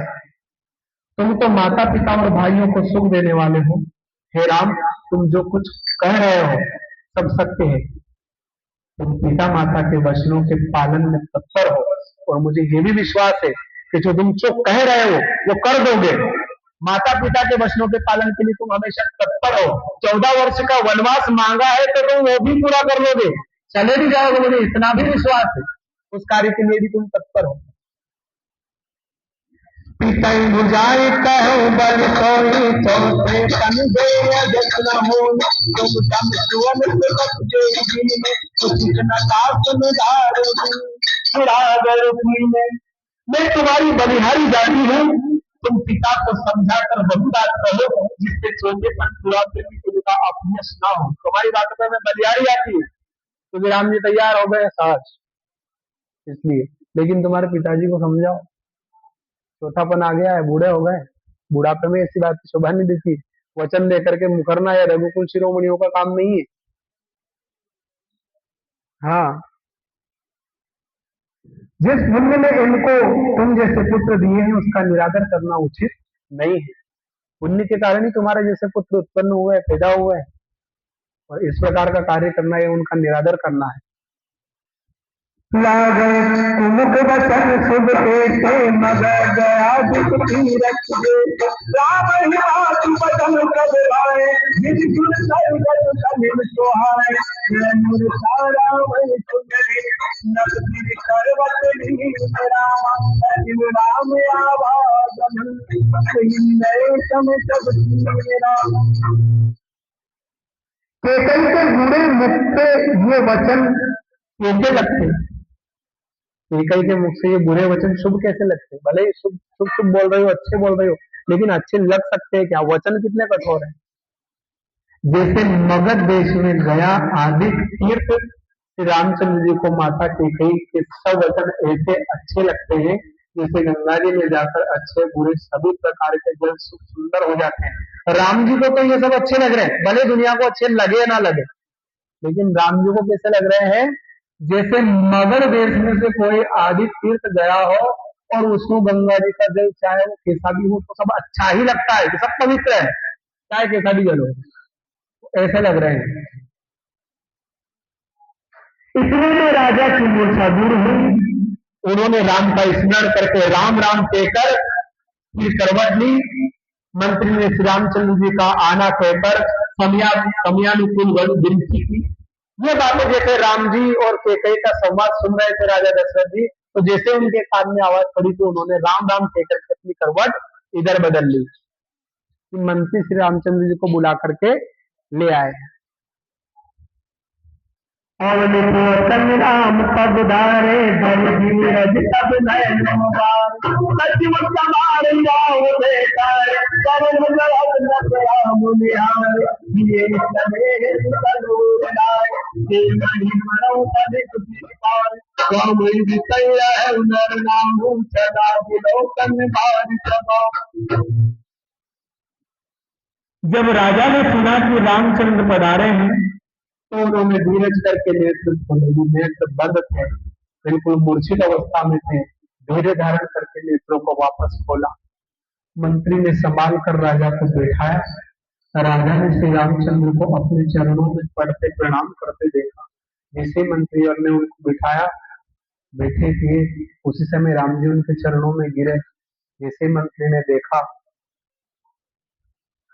स्नेह से विकल राजा ने राजू जी के हृदय से राम जी को हृदय से लगा। उस स्नेह को देखकर विकल हो गए, विचलित हो गए बिल्कुल, और उनको हृदय से लगा दिया। मानो सांप ने अपनी खोई हुई मणि फिर पाली हो, ऐसी स्थिति हो गई राजा, जैसे मणि वापस मिल गई हो सांप को खोई हो। राजा दशरथ जी श्री राम जी को देखते ही रह गए, उनके नेत्रों से अश्रुओं की धारा बह चली। कवि बस कच कहे न पारा रहे लगाव सुधार ही बारा राम राम मन मोई शोक के विशेष वश होने के कारण राजा कुछ कह नहीं सकते, इतना ज्यादा शोक है, इतना ज्यादा दुख है कि उसके कारण वचन नहीं निकलते, कुछ कह नहीं सकते। वे बार बार श्री रामचंद्र जी को हृदय से लगाते हैं और मन में ब्रह्मा जी को मनाते हैं कि जिससे श्री रघुनाथ जी वन को न जाए। ब्रह्मा जी से विनती कर रहे हैं मन में कि रघुनाथ जी वन में न जाए। सुमरि महे पंकाय मोरे इन पुतलों सदा तू मोरे आज तो जितवाम घर रानी आरती आरती जन जान तुम पे रख सब हृदय तो मंदिरा मुझे मुराना बचन मोर करुणाएगा परिहर दीन चले जरा फिर महादेव जी का स्मरण करके उनसे निवारा करते हुए कहते हैं हे सदाशिव आप मेरी विनती सुनिए आप आशुतोष शीघ्र प्रसन्न होने वाले भगवान शंकर का एक नाम आशुतोष और आशुतोष का मतलब होता है बहुत जल्दी प्रसन्न होने वाले। हाँ आशुतोष बहुत जल्दी प्रसन्न होने वाले इतनी जल्दी प्रसन्न होने वाले कि एक बार अपने शरीर में राख मल रहे थे उसमें एक कंकर निकला जैसे ही कंकर को उन्होंने फेंका और वो एक राक्षस बन के तैयार हो गया खड़ा हो गया उससे प्रसन्न हुआ हो गए भगवान।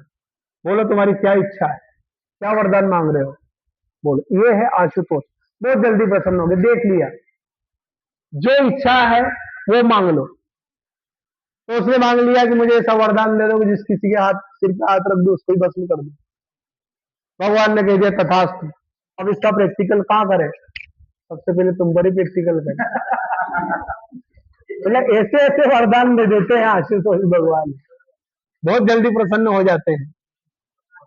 भस्मासुर का रूप बन गया हो और उनके पीछे पीछे दौड़े भगवान शंकर आगे आगे दौड़े भगवान संभालो देवता ने कि बहुत ज्यादा अनर्थ हो जाओ चलो तो वही विष्णु भगवान को सारी जाल समेटने के लिए मोहिनी रूप लेकर के आना पड़ता है वो नृत्य करते हैं मोहिनी के वशीभूत होकर के वो जैसे ऐसे नृत्य करता है तो वो खुद ही भस्म हो जाता है ऐसे ही आशुतोष है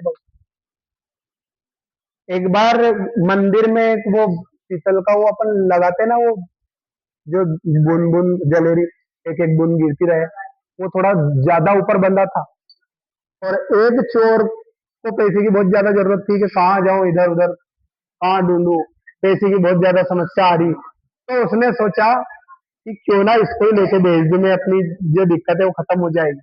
अब वो बंधा था थोड़ा ऊपर अब ज्यादा ऊपर बंधने के कारण वहां हाथ नहीं पहुंच रहा था तो वो चोर शिवलिंग पे ही चढ़ गया और चढ़ के छोड़ ही रहा था इतने में भगवान प्रकट हो गए आशुतोष है भगवान इसलिए आशुतोष नाम है भगवान का वही प्रकट हो गए बोल क्या इच्छा की क्यों वही पंडित खड़े थे प्रभु ये कर क्या रहे हो क्यों कैसे बोल रहा कि आप लोग तो रोज कोई फूल चढ़ावे कोई दही चढ़ावे कोई दूध चढ़ावे ये खुद ही चढ़ गया इतना बड़ा भगत कहाँ होता खुद ही चढ़ गया ऊपर ये हाँ स्वयं को चढ़ा दिया बोल क्या चाहिए तो चोर भी सामान्य था बेचारे उनके ये दे दो बस के ले जा ये जलेबी दे दो फिर ले जा तो इसलिए दशरथ जी भी आशुतोष को मना रहे हैं कि जल्दी प्रसन्न होने वाले हैं जल्दी सुनने वाले हैं मैं ऐसी स्थिति में नहीं हूं कि इतनी ज्यादा तपस्या करूंगा तब करूंगा विकल पड़ा है शरीर इसलिए आशुतोष को मना रहे हैं कि आप जल्दी सुनने वाले हो जल्दी आने वाले हो इसलिए आप ऐसा कुछ कर दो कि राम का वनवास ना आप ऑर्डर डाली मैं मांगा दे डालने वाले हो कभी सोचते नहीं हो जो कुछ मांग लेते हो दे देते कोई भी कुछ भी मांगे अतः मुझे अपना दीन सेवक जानकर मेरे दुख को दूर कीजिए आप प्रेरक रूप से सबके हृदय में हैं आप श्री राम जी को ऐसी बुद्धि दीजिए जिससे वे मेरे वचन को त्याग कर और शील स्नेह को छोड़कर घर ही में रह जाए। आप सभी को प्रेरणा देने वाले हो सबको प्रेरणा देते हो तो राम को ऐसी प्रेरणा दो कि उसके मन मस्तिष्क में ये बात आ जाए कि भले मैं कहूं या ना कहूं तब भी वो वन में ना जाए और घर में ही रह जाए। हाँ ऐसा आशीर्वाद वो भगवान शंकर से मांग रहे हैं मना रहे हैं तुम प्रेरक सबके हृदय जो मति राम ही देऊं बचन मोर तज जाए घर परियर सीन सने आप ऐसी मति दे दो राम को कि वो घर पे रह जाए वन में नहीं जाए। अजत हो जग तो जग लताओ नरक परोवर सुर पर जाओ सब जग लगाओ लाओ मोहे तो जन हो राम जन हो असवन नहीं राव नहीं बोला इतर साथ करिष्ण मन सोना, रघुपति सितई प्रेम बत जान, तुम कछु पाए माधुर्य अनुमान। जगत में चाहे अपयश हो या सुयश नष्ट हो जाए, चाहे नया पाप होने से मैं नरक में गिरूं अथवा स्वर्ग चला जाए, तीनों पुण्यों से संतुष्ट मिलने वाला स्वर्ग चाहे मुझे मिले या न मिले, और इन सब प्रकार के सारे दुख आप मुझ पर सहन कराने पर श्री रामचंद्र जी मेरी आंखों से ओट ना हो, ओझल ना हो, ये सारी आपत्तियां मैं झेलने के लिए तैयार हूं, लेकिन ये मुझसे दूर ना जाए। असमन गुनई राव नहीं बोला, पीपर पात सरिस मन डोला। राजा मन ही मन इस प्रकार विचार कर रहे हैं, बोलते नहीं, उनका मन पीपल के पत्ते की तरह डोल रहा है।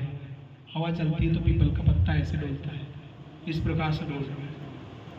श्री रघुनाथ जी ने पिता को प्रेम के वश जानकर और यह अनुमान करके कि माता फिर कुछ कहेगी तो पिताजी को दुख होगा, ये स्थिति जानी पिताजी की, तो देश काल अवसर अनुसारी बोले वचन विनीत विचार, तात करो कछु करो डिठाई, अनुचित जवम ज्ञान निरकार। देश काल और अवसर के अनुकूल विचार कर विनीत वचन कहे हैं, तात मैं कुछ कहता हूं या डिठाई करता हूं, इस अनुचित को मेरी बाल्यावस्था समझकर क्षमा कीजिए। जैसे जैसे राम जी ने इच्छा प्रकट की कि मैं कुछ कहना चाहता हूं। अति लघु बात लागी दुख पावा, काहू न मोहि कह प्रथम जनावा, देखी गोसाई पूछो माता, सुन प्रसंग पैसी तल गाता। इस अत्यंत तुच्छ बात के लिए आपने इतना दुख पाया, मुझे किसी ने पहले कहकर यह बात नहीं जनाई। स्वामी आपको इस दशा में देखकर मैंने माताजी से पूछा, उनसे सारा प्रसंग सुनकर मेरे सब अंग शिथिल हो गए। मुझे बड़ी प्रसन्नता हुई कि ये तो छोटी सी बात है, 14 वर्ष का वनवास कोई बड़ी बात नहीं है, इस बात के लिए आप इतने विकल हो गए। और ये आपने मुझे नहीं कहा, ये माता से मिले जाने। धन्य जन्म जगती तलतासु, पितई प्रबोध चरित सुन जासु, चारि पदारथ कर तलता के, त्रिपित मात प्राण समझा। उन्होंने फिर कहा, इस पृथ्वी तल पर उसका जन्म धन्य है जिसके चरित्र सुनकर पिता को परम आनंद हो, जिसको माता पिता चरणों के समान प्रिय है, प्राणों के समान प्रिय है। चारों पदार्थ अर्थ धर्म काम मोक्ष उसके करतल मुट्ठी में रहते हैं। जो माता पिता पुत्र का चरित्र देख करके गौरवान्वित होते हैं, ये पुत्र के लिए बहुत बड़ी बात है।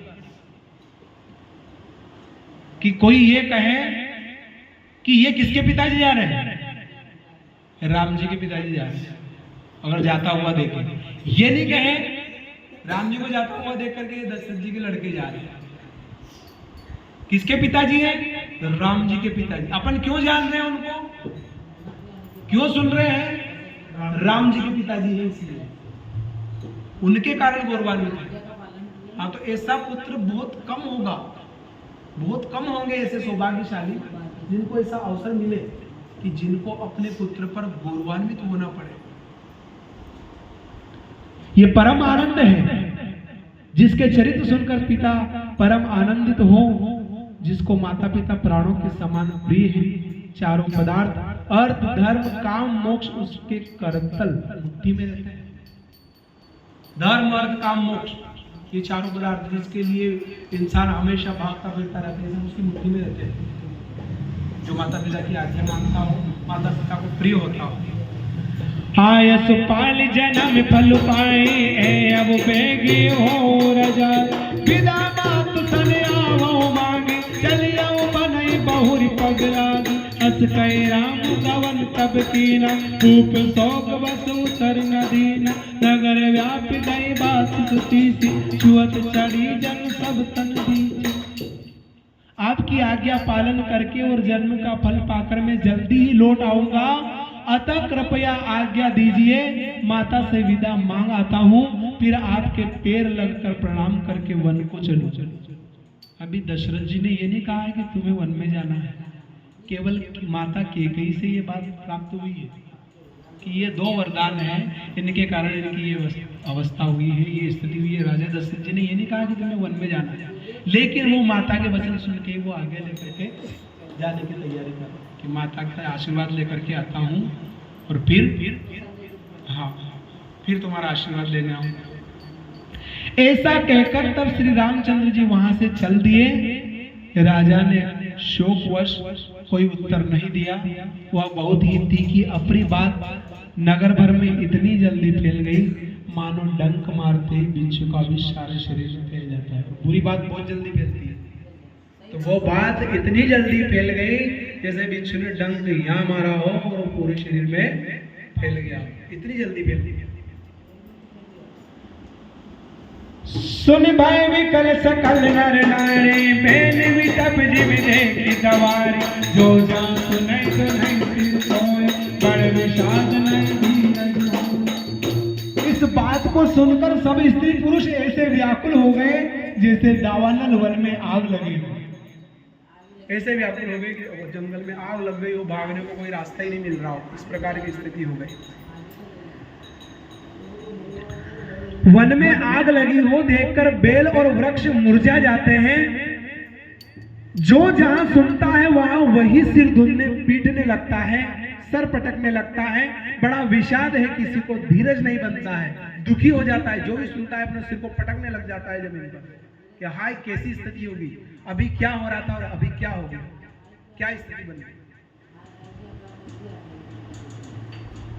मुख सुखा नहीं लोचन सवई, शोक न हृदय समाय, मनो करुण रस कट गई, उतरे अवध बह जाए सियावर रामचंद्र जी की जय शंकर। सबके मुख सूखे जाते हैं, आंखों से आंसू बहते हैं, शोक हृदय में नहीं समाता, मानो करुणा सागर की सेना अवध पर डंका बजाकर उतर आई है।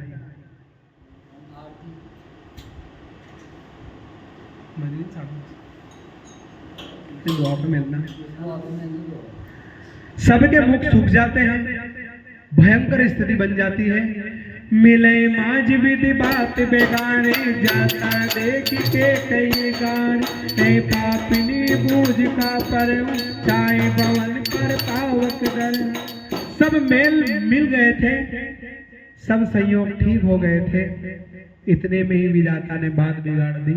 जहां तहां लोग कैकेयी को गाली दे रहे हैं, इस पापिनी को क्या सूझ पड़ा जो इसने छाए घर पर आग लगा दी।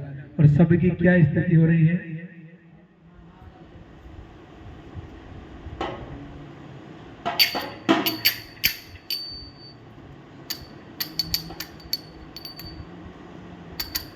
हो हटीली तूने क्या ठानी मन में, राम सिया बेज दगरी वन में, राम सिया बेज दगरी वन में। दीवानी तूने क्या ठानी मन में, राम सिया बेज दगरी वन में, राम सिया बेज दगरी वन में। ओ मैया तूने काटा दी मन में, राम सिया बेज दगरी वन में, राम सिया बेज दगरी वन में।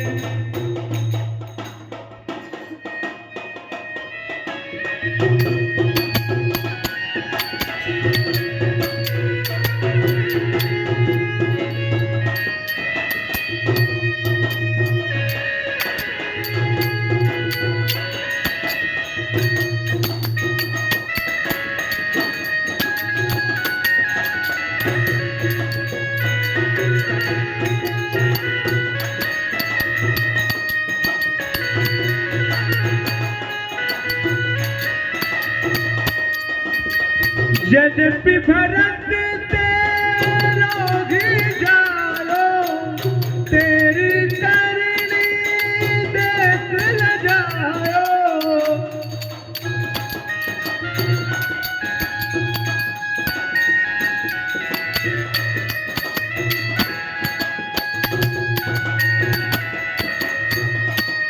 बरती बरती तेरो ही जायो, तेरी करनी से खिल जायो। अपनो पद तेने आप गवायो, अपनो पद तूने आप गवायो।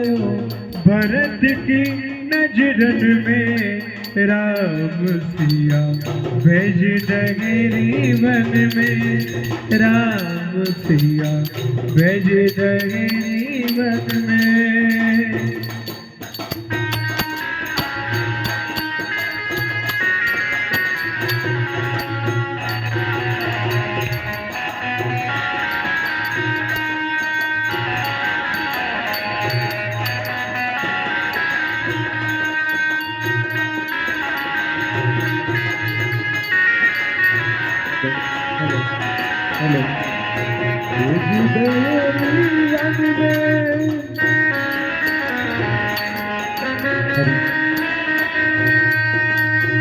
महल छोड़े वहाँ नगरे बढ़ेगा, महल छोड़े वहाँ नगरे बढ़ेगा। पिया सुकुमार संग तो भैया,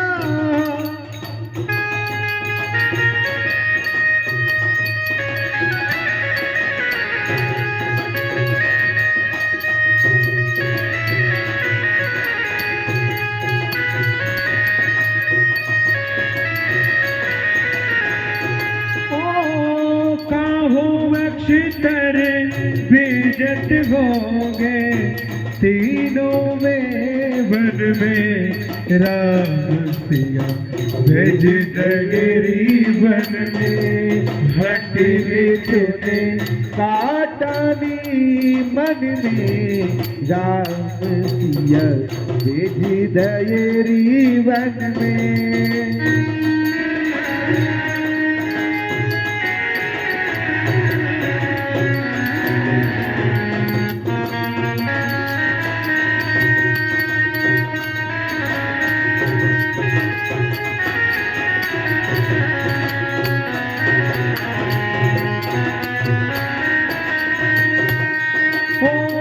कौशल्या की छिन गई बानी, रोई न सकी और मिल दीवानी। कौशल्या की छिन गई बानी, रोई न सकी और मिल दीवानी।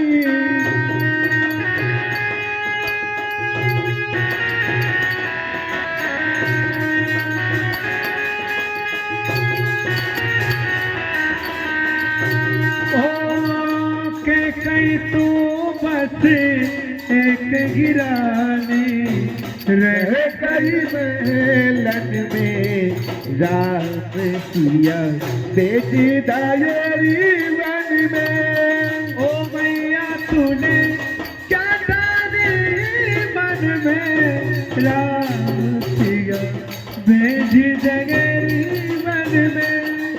ओ तीली तूने क्या डाली मन में, राम सिया भेज डगरी वन में। राम सिया भेज डगरी वन में।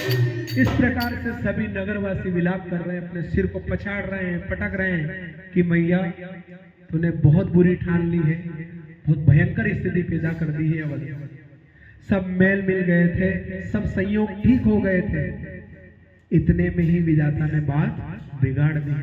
जहां तहां लोग केकई को गाली दे रहे हैं, इस पापित को क्या सोच पड़ी जिससे इसने छाए घर पर आग लगा दी। कि ऐसी क्या सोच पड़ी, क्या सोचा, क्या दिमाग में आए कि इस सुखी घर में आग लगा दी। निज कर नयन काढ़ी चादी का, डारी सुधा विषु चाहत छीका। कुटिल कठोर कुबुद्धि अभागी, हई रघुवंश बैनु बन आगी। यह अपने हाथ से अपनी आंखों को निकालकर आंखों के बिना ही देखना चाहती है और अमृत फेंककर विष चखना चाहती है। क्या करना चाहती है? अपनी आंखों को जंगल में भेज रही है, वन में भेज रही है। उनको निकाल देने के बाद कैसे देखेगी? अमृत को फेंक करके विष को पीना चाह रही है। यह कुटिल, कठोर, दुर्बुद्धि और अभागिनी केकई रघुवंश रूपी बांस के वन के लिए अग्नि हो गई है।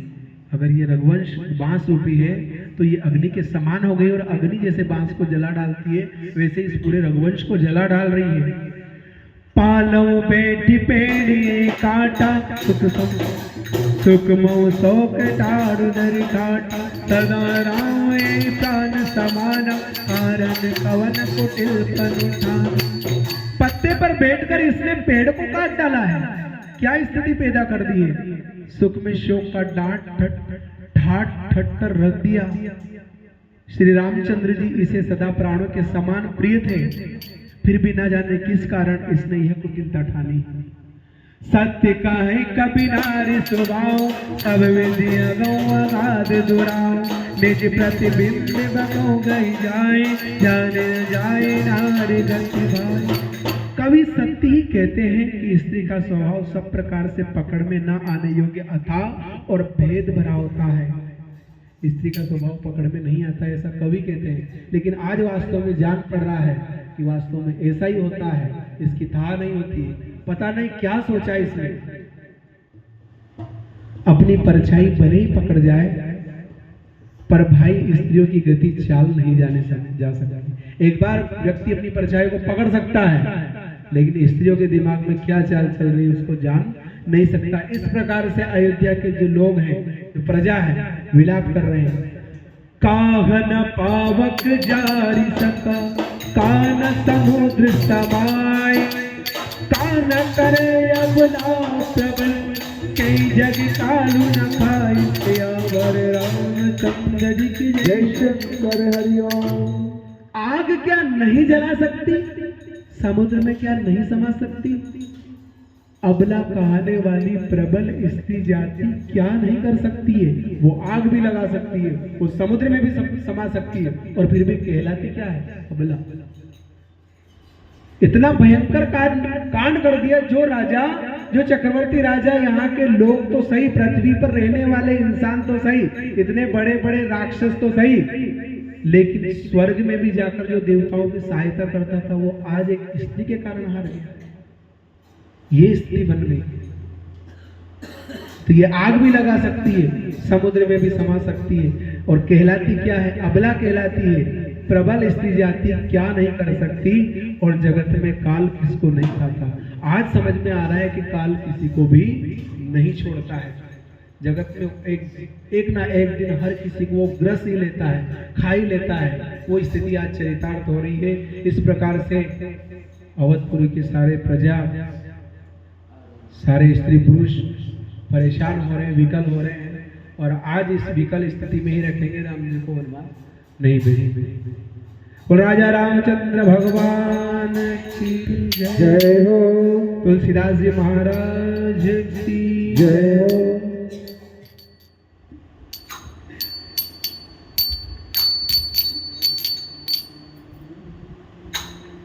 सैतालीस गंगाराम जी के गंगाराम जी के हाँ उनकी लाया उनकी तरफ से लाया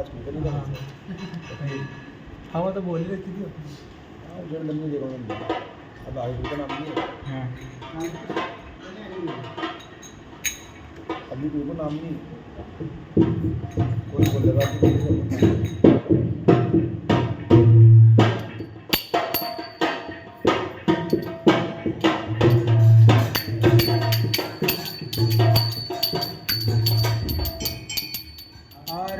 श्री रामायण जी की कीरत कलित ललित जियति। गावत ब्रह्मादिक मुनि नारद वाल्मीकि विज्ञान विशारद। तुम जनकादि शेषि अरुदारद। करनि पवन सुत कीरति नीके। आरती श्री रामायण जी की कीरत कलित प्रीति गावत वेद पुराण अष्ट दस चावो शास्त्र सब तनि को रस जन गण संतन को सर्वत सारियंत सम्मत सबही की आरती श्री रामायण जी की कीरत कलित ललित सियपी गावत संसत सब भवानी आरोगट संभव पुरी विज्ञानी व्यास आदि कवि वंशी बखानी कागज सोंड गरुड़ के भारती श्री रामायण जी की कीरत कलित ललित सियपी की कलिमल हरण विचय रस पीकी सुभग सिंगार मुक्ति जुगती की जलन रोग बाबा मोरिया की तात मात सभा विधि तुलसी की आरती श्री रामायण जी की कीरत कलित ललित सियपी की कर्पूर गौरम करुणावतारम संसार सारम मुजगेन्द्रहारम सदा वसन्तं हृदयारविन्दे भवं भवानी सहितं नमामि भवं भवानी सहितं नमामि। रामचंद्र भगवान की जय, बजरंगबली महाराज की जय, शंकर भगवान की, कृष्णचंद्र भगवान की, सदगुरु महाराज की, सच्चिदानंद भगवान की, सांवरिया सेठ की, अम्बे मात की, वैदिक सनातन धर्म की, धर्म की, अधर्म का प्राणियों में विश्व का गौ माता की भारत माता की ओम नमः शिव पार्वती पति हरे हर महादेव हर काले हर दुख हर दारिद्र हर आनंद की लहर कर हर हर महादेव हर हर।